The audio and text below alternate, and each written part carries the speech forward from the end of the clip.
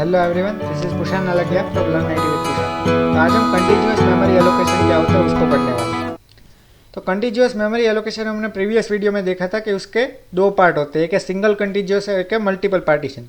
तो पहले देखते हैं कंटीन्यूअस मेमोरी एलोकेशन मीन्स क्या, कि पूरा का पूरा प्रोग्राम है वो एक कंटिन्यूअस फैशन में स्टोर होता है। उसका मतलब क्या है कि एक प्रोग्राम है 0 to 400 MB का, तो 0 to 400 MB एक ही साथ स्टोरेज में स्टोर होगा। ये 0 से लेके 400 MB तक एक साथ होगा, मीन्स वो कंटिन्यूअस फैशन में होगा। उसका एग्जांपल दिया था कि एक सी में कोई एरे होता है। एरे मीन्स क्या, कि सारे के सारे एरे में जितने भी लिस्ट जो भी एलिमेंट्स होते हैं एरे के, वो एक ही कंटिन्यूअस मेमोरी में स्टोर होते हैं। मीन्स अगर फर्स्ट एलिमेंट है उसका एड्रेस है 1000, तो सेकंड एलिमेंट का एड्रेस ऑब्वियसली 1001 ही होगा। ठीक है, तो वो एक डेफिनेट होता है कि उसके मेमोरी एलोकेशन कंटिन्यूअस है। तो वैसे ही इसमें भी क्या होता है कि पूरा प्रोग्राम एक ही साथ स्टोर होगा।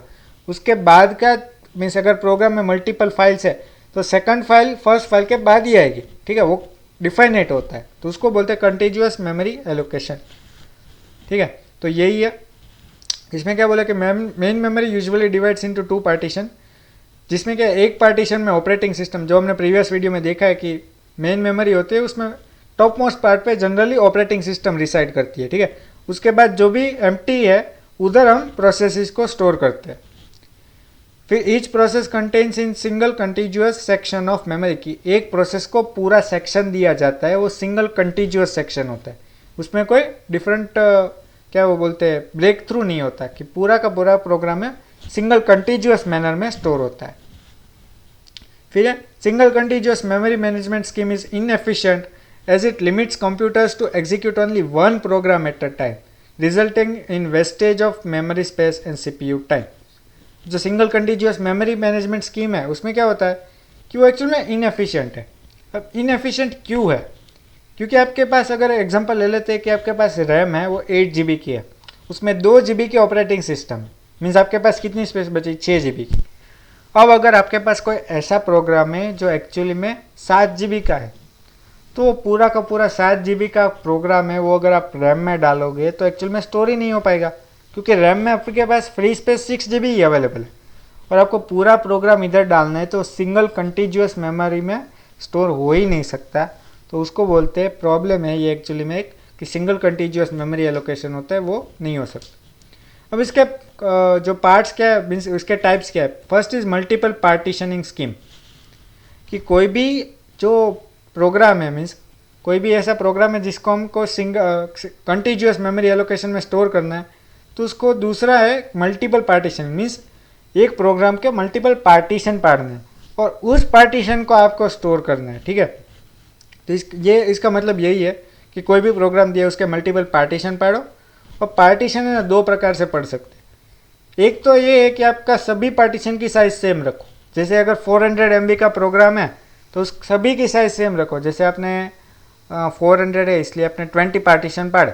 ठीक है, तो उसका मतलब क्या है, हर एक पार्टीशन की साइज 10 होगी।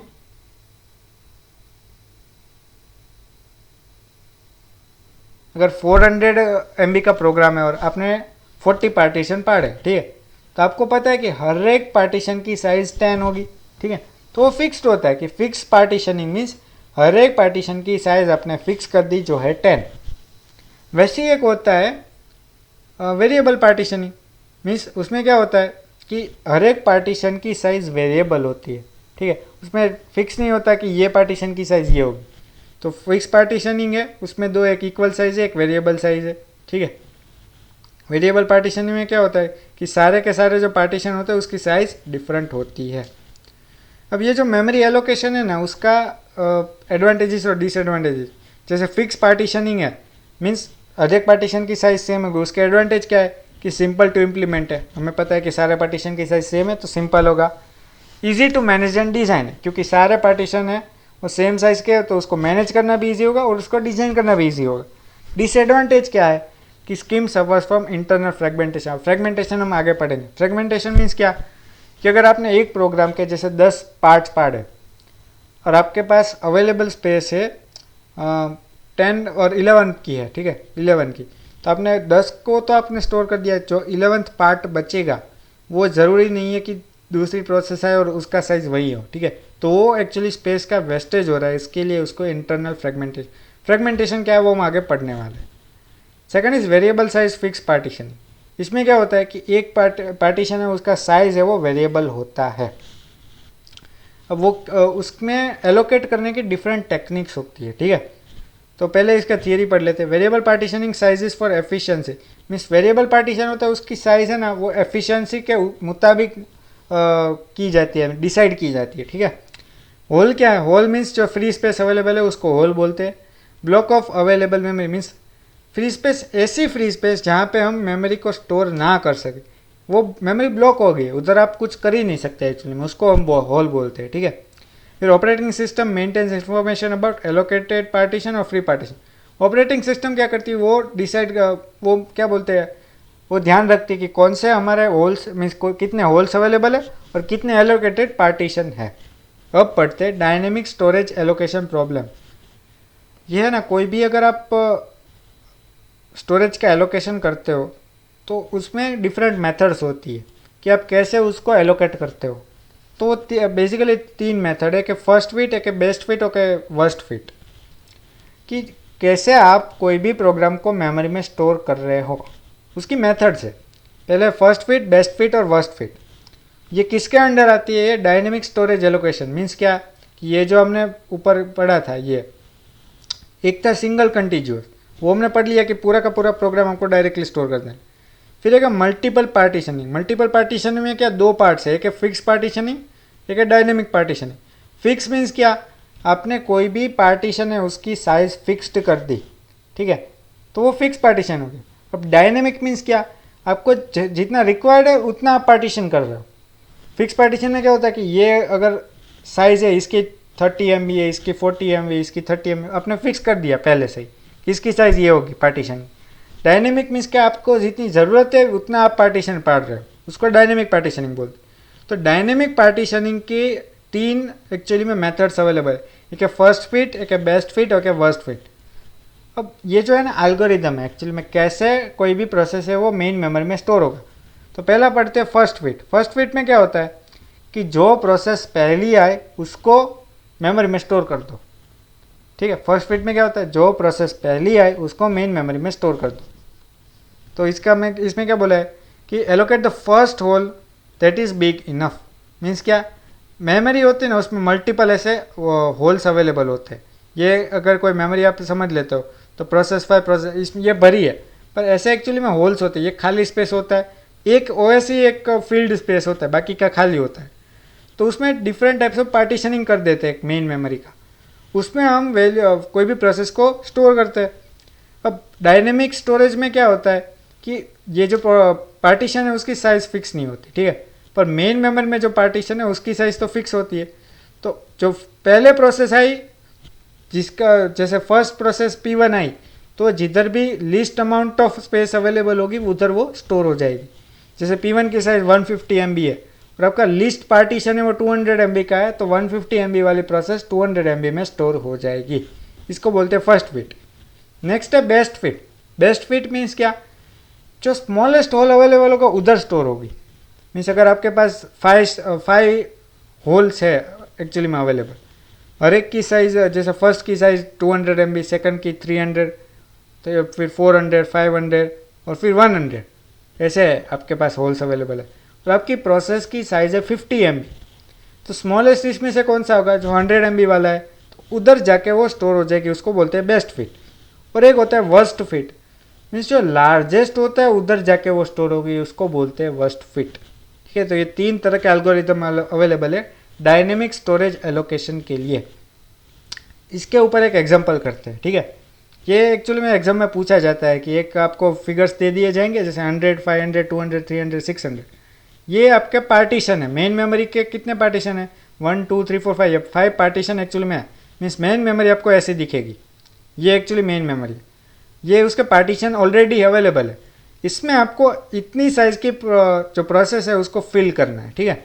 ये दिया गया आपको क्वेश्चन में, तो ऐसा आपको क्वेश्चन एग्जाम में एक्चुअली में पूछा जा सकता है। तो पहले क्या है, 212 KB की कोई प्रोसेस है, तो कहाँ पे स्टोर होगी, तो पहले फर्स्ट फिट वाला देखते हैं। मीन्स जो पहले प्रोसेस आएगी उसको पहले डाल देना है। मीन्स अगर 212K है तो इधर किधर फिट हो सकती है, पहले 100K में तो नहीं हो सकती, 500K में हो सकती है, हाँ तो इधर डाल दो। ठीक है, तो आपने क्या किया, 212K को इधर डाल दिया, तो ये ग्रीन वाला है वो 212 है तो ग्रीन वाले को इधर डाल दिया। अब जो स्पेस बची है जो है 288K वो खाली पड़ी रहेगी। ठीक है, फिर नेक्स्ट प्रोसेस आई 417K। अब 417K क्या इधर हो सकता है 288 में? नहीं हो सकता। फिर 200 में हो सकता है? नहीं हो सकता। 300 में हो सकता है? नहीं हो सकता। 600 में हो सकता है? हाँ हो सकता है, तो इधर डाल दो 417K। अब 417K डाल दिया तो 183K स्पेस आपको खाली बची, मीन्स वो एक होल क्रिएट हो गया। फिर आई 112। अब 112 फिर से इधर से चेक होगा कि इधर स्टोर हो सकता है? नहीं हो सकता। इधर स्टोर हो सकता है? ये तो एक्चुअली में एक्यूपाइड ही है। ठीक है, इधर स्टोर हो सकता है? तो हाँ एक्चुअली में इधर स्टोर हो सकता है कि 288 है तो फर्स्ट फिट है इसलिए इधर स्टोर हो जाएगा। मीन्स ये 112 है वो कहाँ पे स्टोर होगा? इधर दिखाया गया है कि फर्स्ट फिट है उसमें 112 है। अब इधर दिख रहा है कि हमने 417 तक, तो मीन्स ये जो 417 वाली प्रोसेस है वो इधर फिल कर दी। अब हम इधर पहुँचे। नेक्स्ट प्रोसेस है 112K की, तो 112K इधर क्या स्टोर हो सकता है? हाँ हो सकता है, तो इसको डायरेक्टली इधर रख देना है। ठीक है, फिर से ऊपर से देखना शुरू करेंगे और नई प्रोसेस आई 426 कि इधर स्टोर हो सकती है? नहीं। इधर स्टोर हो सकती है? नहीं। इधर स्टोर हो सकती है? नहीं। इधर स्टोर हो सकती है? नहीं। इधर भी स्टोर नहीं हो सकती, मीन्स ये प्रोसेस तो एक्चुअली में स्टोर ही नहीं हो सकती। तो जो फर्स्ट फिट वाला एल्गोरिदम है इसमें आपने देखा कि जितनी प्रोसेस अवेलेबल है वो एक्चुअली में जितनी हो सकती है उतनी ही स्टोर होगी, फिर जो एक्सेस में आएगी तो वो स्टोर हम नहीं कर पाते। सेकंड एल्गोरिदम था best fit. Best fit means क्या, जो स्मॉलेस्ट होल अवेलेबल होता है उधर इसको फिल करना है। इसका मतलब क्या है कि इसका एग्जांपल भी देखते हैं। जैसे ये साइज़ है आपकी, ठीक है, और ये सारी प्रोसेस है। 212 पहले आई, इधर 212 आई तो इधर किधर स्टोर होगा? तो 100 में नहीं होगा, 500 में नहीं होगा, 200 में नहीं होगा, 300 में, 600, 300 स्मॉलेस्ट अवेलेबल है तो इधर 212K वाली मीन्स ग्रीन प्रोसेस इधर स्टोर हो जाएगी। तो आप बेस्ट फिट में देख सकते हो ग्रीन प्रोसेस इधर स्टोर हो गई। फिर आई 417 वाली।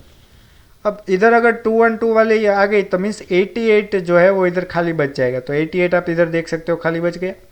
अब 417 वाली आई तो 417 के लिए मिनिमम कौन सा है? ये 500 वाला, तो इधर 417 आपने देखा है कि फिल हो गई। स्पेस कितनी बची? 83K। फिर आई 112 की। अब 112 के लिए मिनिमम कौन सा अवेलेबल है? तो आपको इधर देख रहा है ये इधर 83 बचा है, इधर 100 बचा है, इधर 83 बचा है, इधर 83 बचा है, और ये वाला है वो बड़ा बचा है। ठीक है, तो इधर आपको एक्चुअली 112 200 में स्टोर हो जाएगा। ठीक है, कि 200 है उसमें स्पेस है, वो स्मॉलेस्ट होल अवेलेबल है, इसलिए उधर 112 वाली प्रोसेस इधर स्टोर हो जाएगी। फिर इसमें कितना स्पेस एम्प्टी बचेगा? जो है 88। फिर आएगी 426 वाली प्रोसेस। 426 वाली प्रोसेस है तो आपके पास कितनी जगह होगी? तो ये एक ही स्पेस ऐसी अवेलेबल है जिधर आप 426 वाली एकोमोडेट कर सकते हो, तो इसलिए इधर 426 वाली स्टोर हो जाएगी और ये साले होल क्रिएट हो जाएंगे। ये था बेस्ट फिट वाला। अब एक है worst fit. Worst fit means क्या, सबसे बड़ा होल हो ना उसमें सबसे छोटी प्रोसेस को स्टोर करो। जैसे 212 आई तो उसमें इसमें सबसे बड़ा होल कौन सा है? 600 वाला, तो इधर 212 वाली पहले स्टोर करो। तो अब कितनी स्पेस बचेगी? तो वो होगी 600 माइनस 212 दैट इज 488। ठीक है, तो 488 के स्पेस बचेगी। फिर 417 है, तो 417 किधर हो सकती है? किधर हो सकती है? किधर हो सकती है? तो इधर स्टोर होगी। क्यों? क्योंकि इधर कितनी बची थी? एक्चुअली में इधर बची थी 488 और इधर है 500, तो 500 बड़ा है तो इधर स्टोर होगी। फिर आई 112 की इधर 300 में स्टोर होगी। अब इधर स्पेस बची थी 488 और इधर बची थी 300, तो 488 बड़ा है तो इधर 112 स्टोर होगी। फिर 426 है, 426 किधर स्टोर होगी?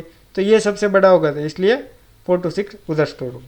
पर एक्चुअली में स्टोर ही नहीं हो पाएगी। क्यों? क्योंकि 500 के उसमें से ये तो एक्चुअली में यूटिलाइज हो गया, इसलिए इतनी स्पेस एक्चुअली में है ही नहीं हमारे पास।